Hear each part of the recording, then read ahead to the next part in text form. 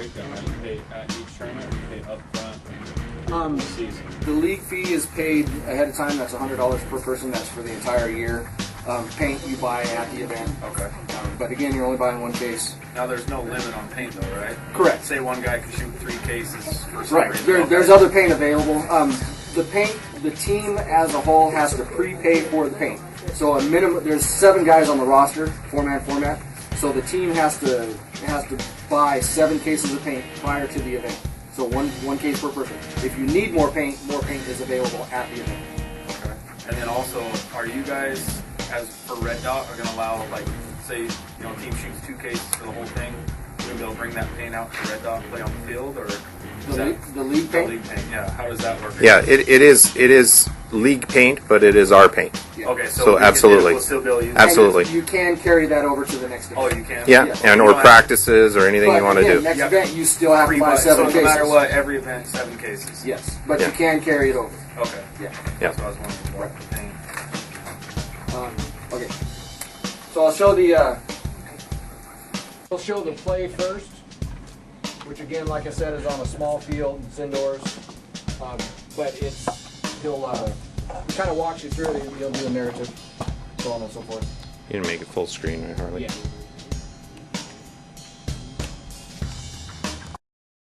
Hello and welcome to the National Paintball League's instructional series.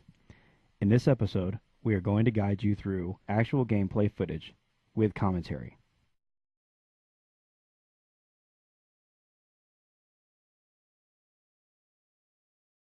Seconds on the buzzer. All NPL games begin with a one-on-one shootout for first possession of the flag. In order to win this shootout, a player must capture the flag. This can be accomplished by either capturing the flag without being eliminated, or eliminating the opposing player and then capturing the flag. Capturing the flag allows a team the choice to either begin on offense or defer offense to the beginning of the second half. Silver won the shootout and opted to take first possession of the flag. The highlighted player has the flag affixed to their barrel. What you see here is the flag carrier will move up the field beyond the 45-foot line.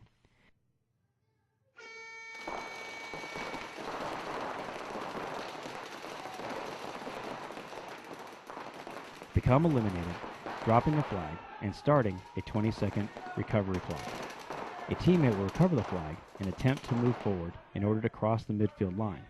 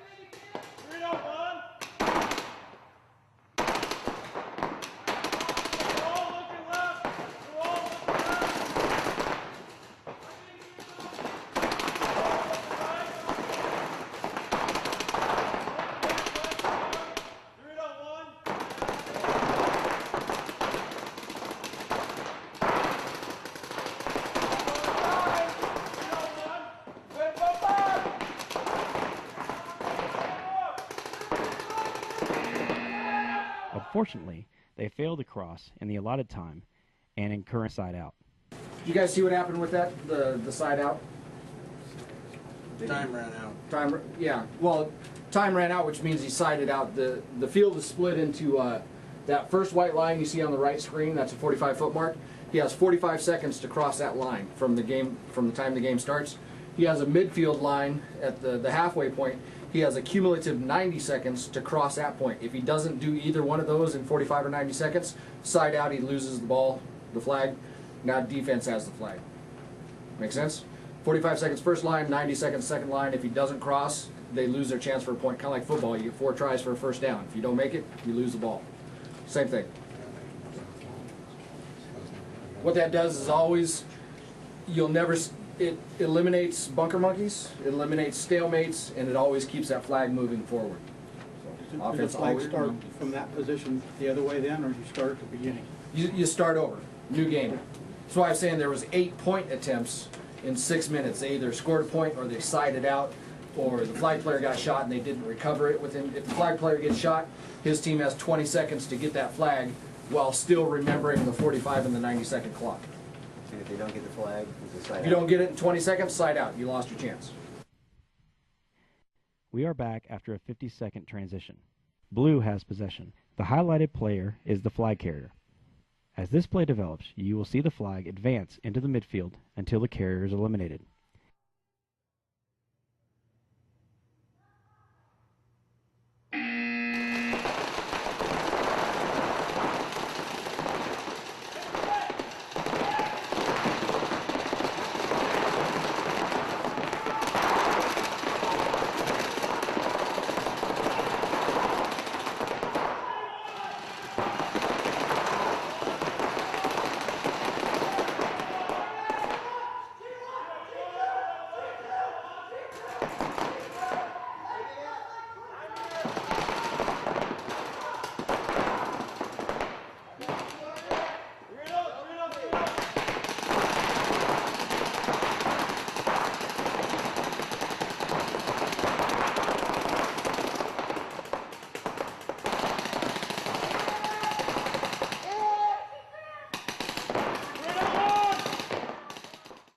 The defense eliminates all offensive players, incurring a side out.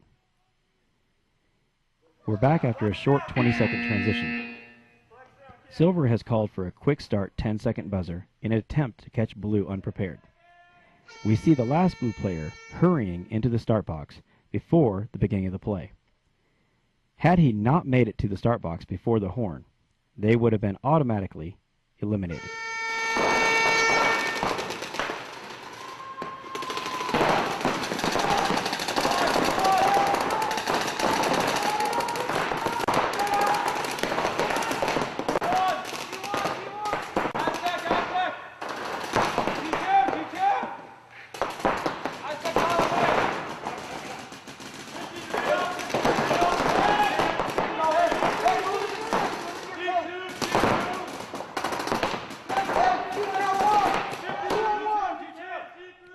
Blue's aggressive defense ultimately eliminates all Silver players and forces the side out.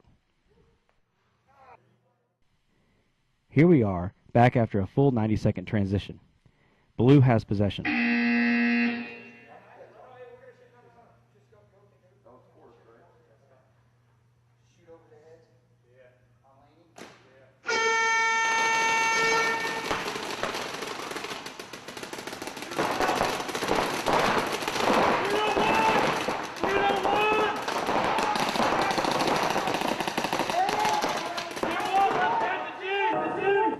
Eddie brought up a good point. Only the offense can score a point. If, which they'll go over in a minute. See these two red marks? The red mark defense is the guys in the blue. The defense cannot go beyond the furthest red mark, which is the red zone. It's 10 feet off of either side of the 50. The defense cannot pass beyond that furthest 10-foot point. That's as far as they can go. Defense cannot recover the flag and score a point. If they recover the flag, they are now offense. But again, they can't cross that line. So if the flag's back there, they can't go get it. If the flag's on their side of the field, they can recover it and they instantly become offense. Now they try and score a point. Only offense can score a point. Defense is just trying to stop them from scoring that point. Just go over the game time again. It's 4 quarters. 4 quarters, 6 minutes, 90 seconds between transitions or between point attempts. He said earlier on the video, offense called for a 10-second quick start. Within that 90 seconds, offense or defense has the option of saying, hey ref, 10 seconds. What you're trying to do is catch the other team off guard. If they're pussyfooting around over in the pit or whatever, catch them off guard. If their player ain't in the box at the end of that 10 seconds, they start without the player. That's why there's 7-man teams, 3 in the pit. Right, kind of like X-Ball. You have multiple people so you can just... somebody ready. Right. The only difference, defense can call a 10-second quick start. That's fine. The offense, if the offense calls a 10-second quick start, they can't call that unless all 4 of their guys are in the box. If they call it before their guys are all in the box, they start a man down, or 2 men, or however many aren't in that box. They have to all be there before they call it, otherwise they start without. If defense calls it, they still have 10 seconds to get to the box. Okay? So one other thing, another big benefit of this format is a lot of you have jobs, hard to get away on a Saturday or Sunday or whatever when you're going to play an all-day tournament. Right. This is a 90-minute schedule. So you will come out, you know exactly when you play. Your game time is going to be at noon on Saturday, August 24th. Right. And what you do is you come, you need to be there half hour ahead of time, check in, maybe an hour total. You play your game and you're done. Yep. That's it. You don't have to be there at 7:30 in the morning for a captain's meeting and sit around all day to play 8 games or 10 games or 12 games or whatever. Your game's time's at noon, show up at 11:30, get your stuff ready, check in, play your game. If it's at noon, you're done by 1:30, go home. So no more You're hour done. between games? Yeah, no, you're done. It's an hour and a half, it's 90 minutes With total game time. That's the 4 quarters, timeouts, halftime, all that sort of stuff. It takes 90 minutes, give or take. But yeah, your game time is set at, let's say, 10 a.m. If you're not there, they're playing without you. Yeah. So whether you're there or not, game starts. It takes an hour and a half. When you're done, you can go home, or go back to work, or go spend time with the family, or whatever you want to do. You know, you don't have to sit there all friggin' day, especially if it's a nasty day. Why do you want to sit there all day? Just there for an hour and a half and go take a shower and relax. You know, whatever. Which I like. To me, that's great. You know, but within those 4 quarters, like I said, 6 minutes they played 8 games. Times that by 4. That's 24 point attempts that you're going to play. You're going to play 24, you know, give or take a little bit, of course, but you're going to play multiple games against one team on a Saturday.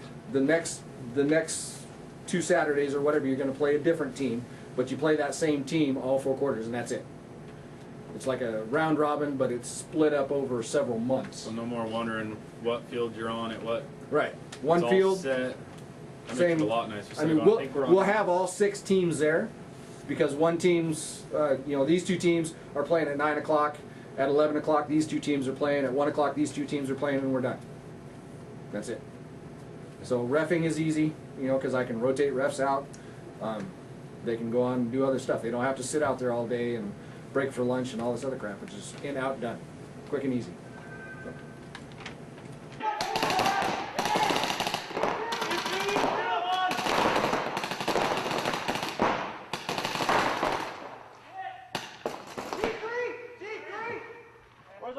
In this point, Silver's defense will incur an offsides penalty as one player passes beyond the end of the red zone. The referee throws a flag, the offending player is eliminated, and the play continues uninterrupted as Silver ultimately forces a side out. At the end of the play, the offended team, Blue, will have the choice to either accept or decline the penalty.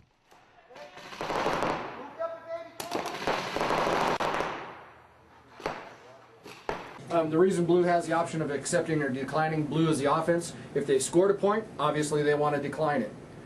If they didn't score the point, accept the penalty, try again, defense is a man down.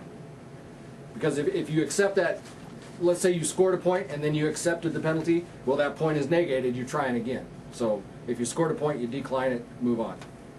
Oh, also, this is make it, take it. If you're offense, you score a point, you get the ball back. You get the flag back, you try again. So it's make it, take it. So you could, you know, obviously if that other team sucks, you're going to kick their butt all day. And Now on score a a bunch of side points. out, does the flag switch sides right there? On a side out, yes. On a side out, yes. So Okay. the flag switches offense, defense. Okay. So and I don't remember how often you switch ends of the field. I forget. I forgot to cover that. I don't think it's covered in the rule book, but I know sooner or later you switch ends of the field. I think it's every other point or something. Might be every period of quarters. Well, I think they were switching multiple times in 6 minutes, but I wasn't paying attention as to why or when. So it might be every time you score a point you swap. If you side out, I think you keep the same. I'll have to check on that. But anyway, the field's mirrored, so it doesn't really matter a whole lot. The other thing is there's not really a snake, which when they get into field design, the reason there's no snake, because if you got a guy on the snake, he's basically pointless to you. He's no longer doing his job. Everybody needs to be on their feet, but that's Side, good squirrel. Anyway, you see the defense guy cross that red line, so he's out. He gets eliminated automatically, and then the offense has the option of either accepting that penalty, and defense now plays with 3 guys for a point. Why did he get it? Because he crossed out of the red zone. Oh.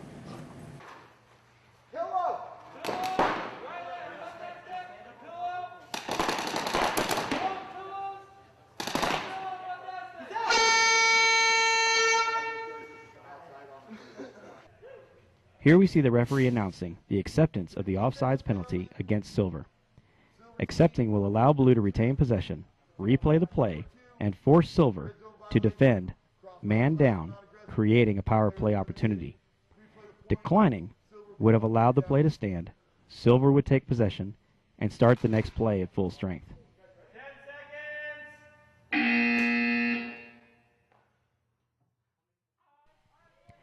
After a full transition, plus a 2-minute timeout by Silver, we return to see if Blue can capitalize on the power play before the end of the first period.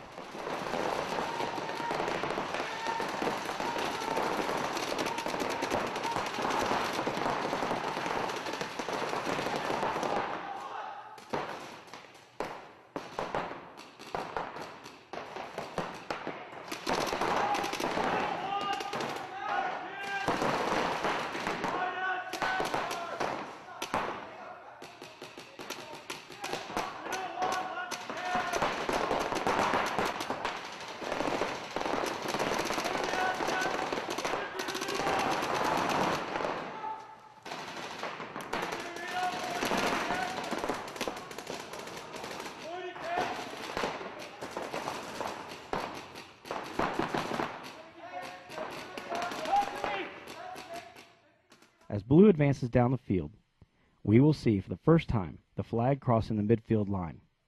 This will trigger the 45-second closing clock. Blue will eliminate all of Silver.